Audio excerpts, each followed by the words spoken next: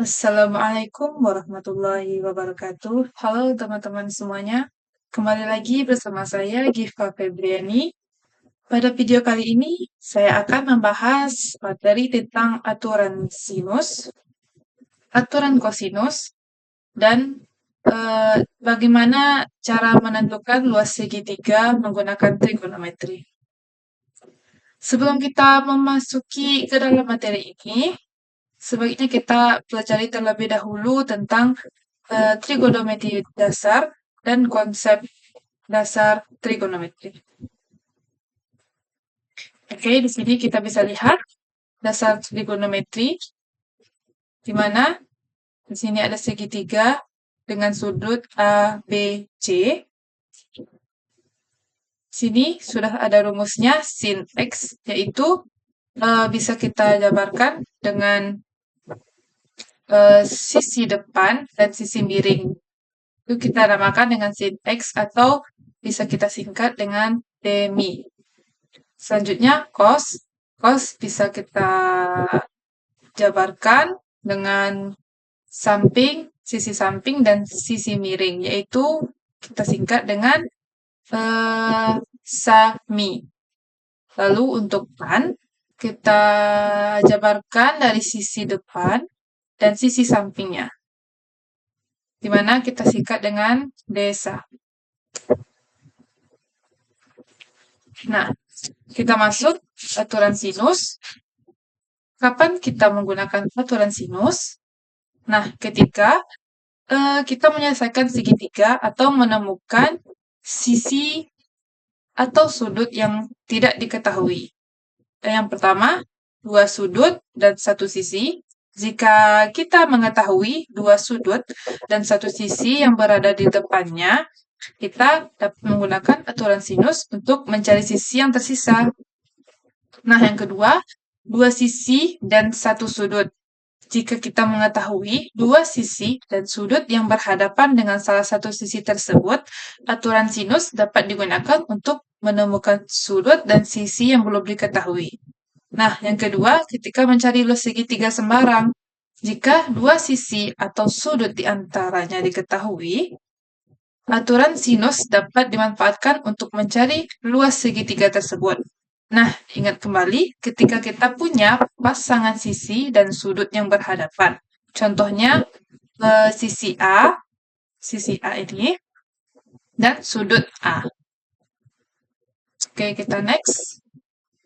Nah, di sini kita bisa lihat, apabila diketahui suatu segitiga A, B, C, kemudian sisi yang berada di depan sudut A, yaitu kan si A. Nah, kemudian sisi yang berada di depan sudut B, ini sudut B, di depannya ada sisi B. Yang terakhir, sisi yang berada di depan sudut C. Ini ya, ada di depan sudut C, yaitu sisi C. Nah, pada segitiga ABC ini akan berlaku perbandingan jika kita bagi suatu sisi, misalnya sisi A kita bagi dengan sin sudut yang ada di depannya. A kita bagi dengan sin A. A berarti kita bagi dengan sin A, yaitu akan sama dengan B per sin B. Akan sama juga dengan C per sin C. Nah, kita hanya perlu dua perbandingan untuk menemukan yang dicari. Nah, perbandingan ini yang disebut dengan aturan sinus karena ini menggunakan sin. Nah, aturan sinus ini bisa kita gunakan untuk mencari suatu sisi atau suatu sudut yang diketahui sisinya dan sudut yang berada atau yang saling berhadapan. Oke, kita lanjut. Nah, contohnya seperti ini. Contohnya, diketahui segitiga PQR dengan PR-nya, sisi PR-nya 8 cm dan sisi QR-nya yaitu 4/6 cm dan sudut P-nya 60 derajat. Tentukanlah besar sudut dari PQR. Nah, Supaya teman-teman bisa melihat bahwa ini bisa kita gunakan aturan sinus pada soal ini, kita buat saja segitiganya ya, seperti ini. Nah, diketahui di sini kan, sisi PR-nya 8, kita buat 8, dan sisi QR-nya 4 per 6. Nah, di sini yang ditanyakan adalah sudut PQR-nya. Atau kita cari aja sudut Q ya. Kita namakan dengan sudut alfa. Kita akan mencari berapa alfanya ya. Coba teman-teman perhatikan di sini yang diketahui atau yang biru ini sisi QR ini diketahui kan 4/6 dan sudut yang di depan sisinya ini juga diketahui. Nah, yaitu sudut 60 derajat. Nah, kemudian kita akan mencari alfa dan sisi yang berada di depan sudut alfa, yaitu 8, yang sudah diketahui ini. Jadi, di sini kita akan menggunakan aturan sinusnya 4/6 per sin 60 derajat. Sama dengan 8 per sin A. Nah, kita tinggal kali silang saja ya, teman-teman. Di sini ada 4/6 dikalikan dengan sin alfa. Lalu sin 60 derajat kita kalikan dengan 8. Nah, di sini kita akan mendapatkan 4/6 sin A sama dengan 8 sin 60 derajat.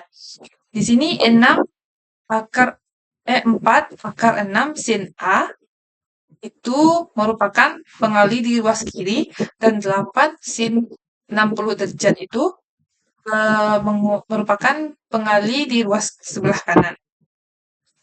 Nah, jadi kita dapatkan hasilnya sin alfa itu 8 sin 60 derajat per 4/6. Nah, selanjutnya kita cari sisi dari 60 derajat itu berapa ya. Kan sin dari 60 derajat itu kan setengah akar 3. Nah, bisa kita buat di sini sin alfa sama dengan 8. Sin 60 derajat itu kan setengah akar 3 per 4/6. Jadi di sini kita peroleh 8 dikali setengah akar 3 itu 4/3. Lalu di bawahnya tetap 4/6. Di sini 4-nya bisa kita coret dulu ya. Nah, lalu selanjutnya kita mendapatkan akar 3/6.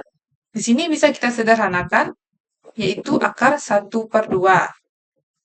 Nah, kita sederhanakan lagi, bisa kita dapat akar 1/2. Lalu di bawahnya lagi, kita buat sin alfa, yaitu sama dengan 1/2. Kita kalikan dengan akar 2/2. Nah, di sini kita akan dapat akar 2/2, yaitu hasilnya 1/2/2. Nah, berarti di sini kita mendapatkan sin alfanya yaitu setengah akar 2. Nah, kita lihat kan, sin alfa ini kan setengah akar 2. Coba berapa sudut istimewa yang nilai sinnya setengah akar 2 ini? Berapa? Yaitu alfa sama dengan 45 derajat. Nah, jadi kita dapatkan besar sudut dari PQR adalah 45 derajat. Oke, kita lanjut.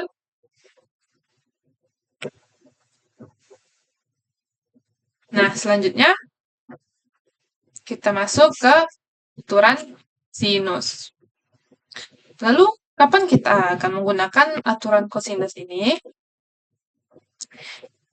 Apabila diketahui dua sisi atau sudut apitnya, jika kita mengetahui panjang dua sisi dan besar sudut di antara kedua sisi tersebut atau sudut apitnya, kita dapat menggunakan aturan kosinus untuk mencari panjang sisi ketiga. Nah, misalnya seperti ini. Cos A sama dengan B kuadrat ditambah C kuadrat dikurang A kuadrat per 2 dikali B dikali C. Dan selanjutnya, ketika diketahui tiga sisi atau sisi kali sisi kali sisi gitu ya. Jika kita mengetahui panjang ketiga sisi segitiga, misalnya A, B, dan C, kita dapat menggunakan aturan kosinus untuk mencari salah satu sudutnya, yaitu A, B, atau C. Next. Nah, di sini kita lihat, misalnya diketahui segitiga persis seperti yang tadi dengan sisi A, dengan sisi A ini, sisi A berada di depan sudut A. Nah, sisi B berada di depan sudut B. Dan sisi C berada di depan sudut C. Nah, misalnya diketahui dua sisi, yaitu sisi B dan C, dan sudut yang diapitnya sudut A, ya kan? Nah, kita bisa mencari sisi yang lain ya, teman-teman. Kita bisa mencari sisi A. Caranya kita menggunakan aturan kosinus seperti ini. A kuadrat sama dengan B kuadrat ditambah C kuadrat dikurang 2 dikali BC, yaitu atau kedua sisi yang sudah diketahui cos A. Nah, cos A ini sudah diketahui ya. Yang kedua, gimana jika yang diketahui sisi A dan C serta sudut yang diapit oleh kedua sisi tersebut, yaitu sudut B? Kita bisa mencari sisi B dengan cara seperti yang tadi, hampir sama kan? Tetapi kita akan mencari B kan? Berarti B kuadrat sama dengan A kuadrat ditambah, ya Allah, ini typo, maaf ya. Tambah C kuadrat dikurang 2 AC cos dari B. Jika sisi A dan B diketahui dan sudut C, maka kita mencari panjang sisi C. Yang ini ya. Nah, caranya sama saja. C kuadrat sama dengan A kuadrat ditambah B kuadrat dikurang 2 dikali A dikali B cos C. Teman-teman coba perhatikan polanya. Karena polanya ini sama, misalnya sisi selain A, yaitu B dan C. Nah, selalu dikurangi 2, lalu dikali dengan B, dikali juga dengan sisi C. Lalu kemudian dikali dengan cos sudut yang ada di depan sudut yang kita cari. Nah, ini ya. Oke, kita next. Contohnya seperti ini. Diketahui segitiga A, B, C dengan sisi AB-nya 6 cm dan sisi AC 3 cm dan sudut A-nya yaitu 60 derajat. Nah, tentukan panjang dari sisi B dan C. Teman-teman perhatikan bahwa di sini diketahui dua sisi dan sudut yang diapit oleh kedua sisi tersebut. Nah, sekarang kita akan mencari panjang dari sisi B dan C. Nah, di sini kita bisa menggunakan aturan kosinus ya. Berarti rumusnya kita buat BC kuadrat sama dengan sisi yang diketahui, kita kuadratkan, dan kita jumlahkan. Nah, berarti di sini 3 kuadrat ditambah 6 kuadrat, lalu dikurang 2 dikali sisi yang diketahui, yaitu 3 dan 6 kan? Nah, lalu kita kali dengan cos, yaitu sudut yang diketahui berapa? 60 derajat. Kita cari dulu 3 kuadrat ditambah 6 kuadrat, berarti 3 kuadrat sama dengan 9, 6 kuadrat sama dengan 36, 2 dikali 3, 6 dikali 6, 36, cos dari 60 derajat yaitu setengah. Nah, kita jumlahkan 9 ditambah 36, 45 dikurang 36 dikali setengah yaitu 18. 45 kurang 18 berarti 27. Ini kan nilai BC kuadratnya kan? 27 ini. Sementara kita mau mencari panjang sisi BC-nya.